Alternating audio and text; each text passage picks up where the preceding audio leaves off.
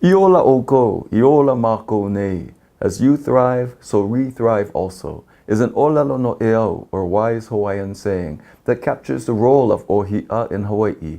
Covering more than 875,000 acres throughout our islands, ōhi'a is a native tree integral to our culture and natural resources that provides fresh water for all who live in and visit Hawaii. One of the greatest threats to ōhi'a across the state of Hawaii is a disease called Rapid Ōhi'a Death, or ROD. Before and after walking, hiking, or hunting in our forests, follow these simple steps. Use a brush to remove all seeds and loose dirt or mud from shoe soles and crevices.